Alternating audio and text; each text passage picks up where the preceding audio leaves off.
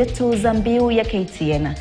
Shughuli za uchukuzi zimekatizwa katika barabara ya Bisel kuelekea Lolongoshwa, kaunti ya Kajiada, baada ya mvua inaendelea kunyesha kuharibu barabara hiyo kiasi cha kutopitika. Walioathirika zaidi ni wafanyabiashara wa soko na wanafunzi, huku wasafiri wakilazimika kupitia njia ndefu inayolazimu kutumia muda wa saa 2. Aidha, wenyeji sasa wanazitaka idara husika kufanya hima ili kurekebisha barabara hiyo. Sasa ndio nampostia yake ya Mungu. Yeah. Nilipita na iko na mawe. Hakuna. Hata gari ndogo yetu. Leo tumepata mvua mingi ambaye ilinyesha siku ya leo kama saa 7 usiku.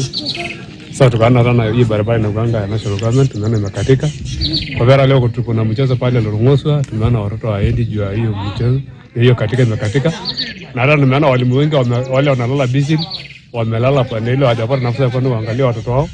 Na hata na biashara mingi zimeharibika. Kama iendapo itanyesha tena siku ya leo, najua hiyo barabara kufikia hata kesho kutwa haitapitika. Kwa hivyo serikali tunaomba kama inawezekana hiyo barabara Lolongoshwa iweze kutengenezwa. Daraja liwekwe la maana. Kwa sababu mimi nikija kufunga shamba langu, hakuna atakayepita huko. Basi sijui usafiri itakuwa namna gani. Kwa sababu barabara hiyo imeharibika ya kutosha. Mimi mwenyewe ndio nimejitoa tu kuwapatia vijana waweze kupitia barabara kila wakati, kwa sababu ya hiyo barabara haitengenezeki, kwa sababu ni kwa muda mrefu sana barabara hiyo imeharibika. Mfumo wa elimu wa umilisi yani CBC umechangia pakubwa kwa wanafunzi kuelewa masuala maalum yanaendelea kote nchini. Ujumbe huo ulitolewa na walimu na washikadau wengine kutoka kwa tume ya uchaguzi ya IEBC kwa hafla ya uchaguzi wa viranja wa shule iliyofanyika katika shule ya msingi ya Beacon of Hope iliyopo eneo la Kajiada. Walimu wa shule hiyo pia walitumia fursa hiyo kupongeza kampuni ya The Standard kwa mchango wao mkubwa kupitia kwa gazeti la The Standard, hasa katika kitengo maalum cha NIE kwa juhudi zake za kuangazia masuala yanayoibuka kila kunapokucha. Itakumbukwa kuwa shule ya Beacon ni miongoni mwa shule zilizojisajili na shirika la The Standard, kitengo cha gazeti cha NIE. CBC being the core competency that is citizenship. Under citizenship, we have a role as a school to ensure that we have trained our learners to be good citizens even in the near future. Kutokana na lile gazeti la Standard, wanafunzi ambao wanaweza kusoma, wanaonelea jinsi ambavyo viongozi wa nchi yetu wanavyotekeleza mambo yao. Lile gazeti limechangia pakubwa kwa kuwaonyesha wanafunzi wetu ni jinsi gani nzuri kabisa ya kuwasilisha masuala yao, ni jinsi gani wanavyoweza kukua kama viongozi kutoka hapa mahali walipo. Tumekuja kusimamia uchaguzi wa wanafunzi kwa sababu tunajua tukianza mapema na wanafunzi will nurture democracy, so that kwa watu wamepata vitambulisho watakuwa wanaweza piga kura kwa amani, kwa sababu watakuwa wamejua umuhimu wa kupiga kura wakiwa wadogo. I was vying for the class secretary and the election was pretty good, and I hope I win, and also the people who lose, I hope they don't get sad. This election was very enjoyable and I learned so much from it, and I think maybe in the future when I grow up I'll be able to understand how elections work. Naam, Waziri Mwandamizi Musalia Mudavadi ametoa wito kwa mameneja katika sekta ya teknolojia na mawasiliano kukumbatia nafasi zinazotokana na kukua kwa sekta dijitali kama njia moja ya kuiweka Kenya kwenye nafasi ya kutoa ushindani unaohitajika kimataifa, pamoja na kutoa nafasi za ajira haswa kwa vijana nchini. Akizungumza katika eneo la Diani, kaunti ya Kwale, kwenye hafla ya 12 ya kongamano la teknolojia, Mudavadi alisema sasa ni wakati wa teknolojia kukumbatiwa kikamilifu kuleta maendeleo pamoja na usawa nchini. With us as well is the platform where they can pitch their digital services. We need to look at how we protect the government and other industries as they move into digitization. Cybersecurity is not optional. Cybercrime continues to accelerate at an alarming rate globally. Last year as a continent, it cost us over 400 billion shillings, and specific to Kenya, 54 billion of that.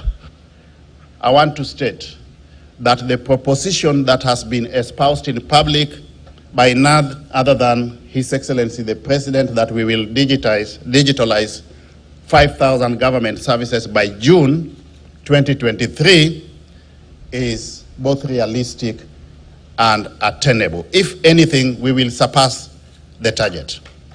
To facilitate optimal uptake of the ICT infrastructure that we are introducing in the operational environment, we are embarking on a major digital skills program. You are aware that we have been rolling out the Hajira program. We have now introduced the Jitume program. The purpose of this, ladies and gentlemen, is to ensure that Kenyans, a critical mass of Kenyans, will have the requisite digital skills to facilitate optimal uptake of the ICT infrastructure that we are introducing in the marketplace. 3 words for me: growth, sustainability, and equity. Those 3: growth, sustainability, and equity. The technology you are applying, is it a catalyst for growth? If we focus and work with them, the partnership that they are bringing with the private sector in Kenya and even outside Kenya is tremendous. This is a growth area, an area that will generate a lot of jobs. Kwingineko, kituo maalum cha biashara eneo la Naivasha kinahitaji shilingi bilioni 4.5 ili kukiwezesha kutoa huduma kikamilifu. Haya ni kwa mujibu wa kamati ya bunge kuhusu biashara, viwanda na ushirika. Kulingana na kamati hiyo, ukosefu wa fedha za kutengeneza barabara zinazoelekea katika eneo hilo, ukosefu wa umeme na maji umeathiri pakubwa mipango ya kuendeleza ardhi hiyo ya ekari 1,000.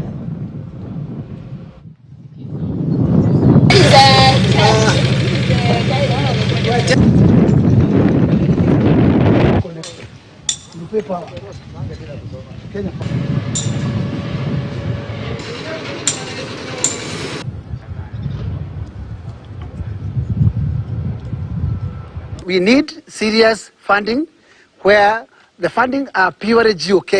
We are not expecting any donor money here. This is pure GOK, and therefore commitment for funds are inevitable. And we hope that, in fact, now that the cycle for budget is almost over, we requested for this funding.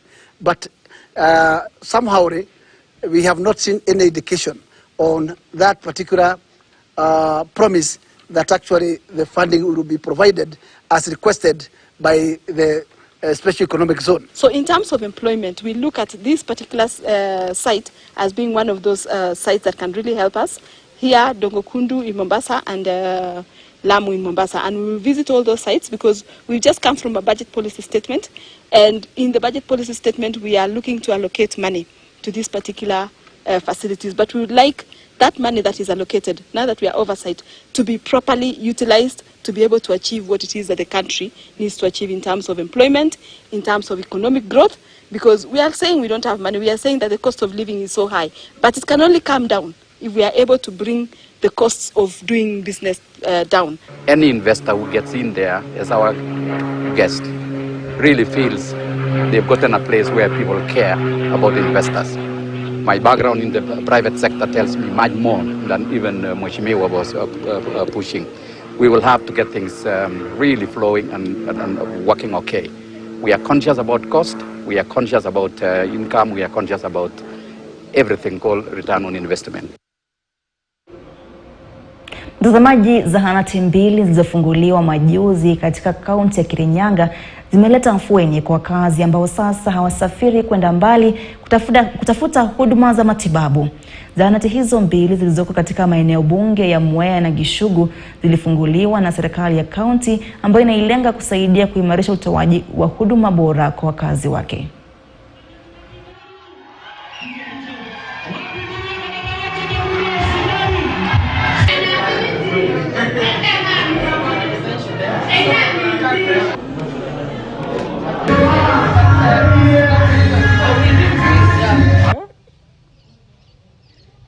Hiyo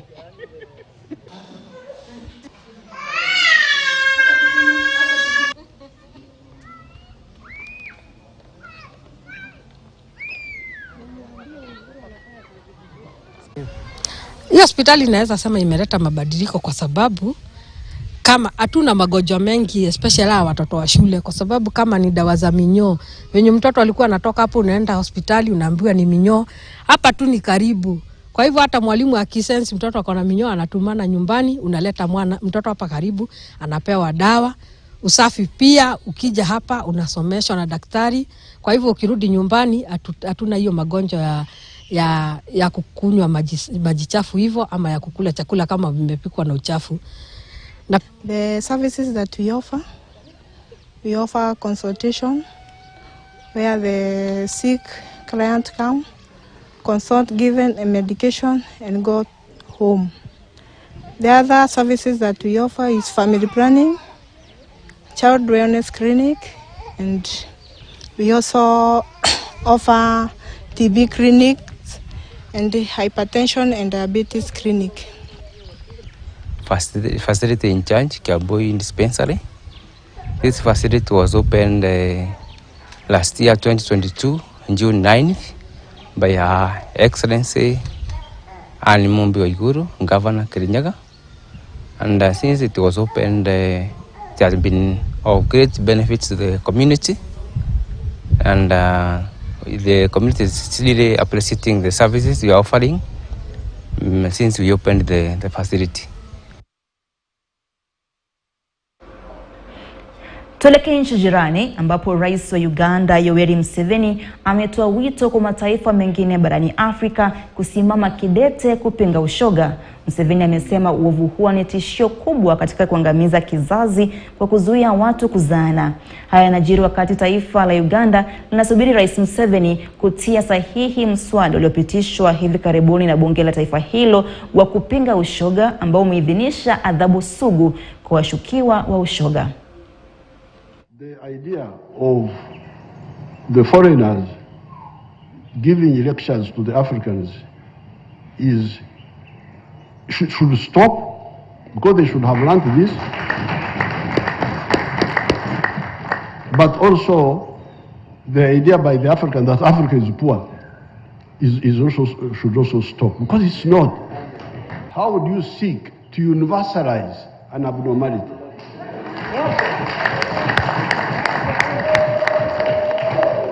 And how would you seek to establish an abnormality as an alternative way of life? There are two ways of life, the normal and the abnormal, and then you put it there. If there is an abnormality, why don't you seek to treat the abnormality?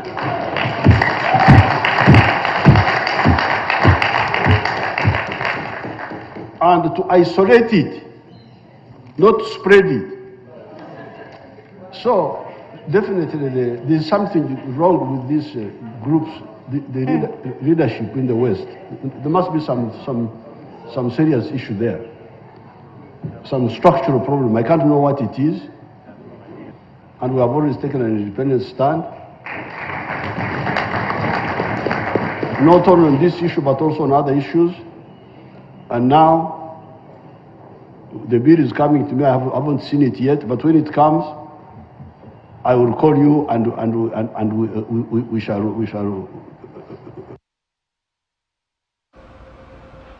Wakazi wa eneo la Kajire huko Voi wamefurusha zaidi ya mifugo 180 waliokuwa wakilishwa kwenye mashamba yao bila idhini ya wakazi wa eneo hilo. Wakazi hao sasa wanawalaumu viongozi wao kwa kuwatekeleza. Ezron Kimari ana taarifa zaidi.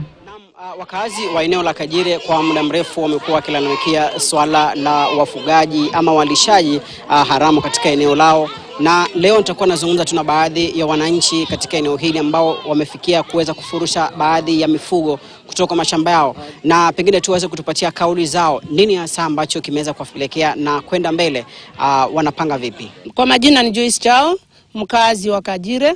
Hii mambo ya siku ya leo tumeifanya kuwa ya kuondoa hao wanyama wa mfugo wa mtu binafsi kutoka kwa pori letu ambapo waliingia ikiwa sisi wenyewe hatujui. Mifugo hizi zimechukua muda na hatuwezi hesabu, maana hatukuwa tumepatana kwa mkataba ili tujue alianza kuzichunga wakati gani. Lakini zimekaa kwa muda na zimetutatiza. Wenye wanahusika na ng'ombe kuja kutuona ili ya kwamba tujue waliingiaje pale, maana hatujui waliingia kivipi. Tumekuwa tukitoa hata zingine tukishirikiana na administration, lakini leo hii administration hatujawaona na wana ufahamu wa mifugo hii kuwa hapa. Sasa sisi tunashangaa kwa sababu gani? Tuliwaambia na tumewaambia mara ya pili na ya tatu. Sasa tumeanza sisi wenyewe kuchukua jukumu ya mwisho, lakini sababu sisi ni wapenda amani, wakaaji wa Kajire, ndio sababu tumezileta paka hapa. Mwenyewe akuje achukue mifugo yake hapa na tumwambie mifugo yake hatutaki kwa shamba letu. Sisi hapa hatuna chetu. Mnyonge apatiwe haki yake, na haki yake na haki ya mnyonge ni kupatiwa haki ya shamba yake. Hata kama mifugo yake ni kidogo, aachiwe afuge ile mifugo yake, lakini sio mtu mgeni kule kutoka mahali ametoka akija hapa ni kujigamba na anasema yeye huko kwa ofisi zingine juu anajulikana, hakuna hatua yoyote atakayochukuliwa. Hii mifugo imekaa hapa zaidi ya miezi miwili na tumepeleka malalamisho kwa serikali. Tumeenda mpaka kwa DO, anajua hii maneno ya hii mfugo, na ikaenda mpaka nikatumana vijana waende wahakikishe kweli hiyo mfugo iko huko, na kutuma wale vijana walishikwa. Huyu mtu kuja, inaonekana kuna mtu wa hapa ambaye ameshirikiana naye. Bado mko na nafasi ya wachungaji wakuje pengine, ama hamtaki kabisa?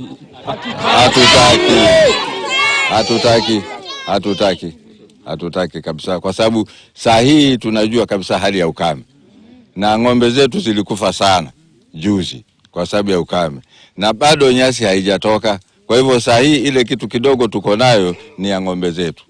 Sisi hatuna nafasi kwa sasa.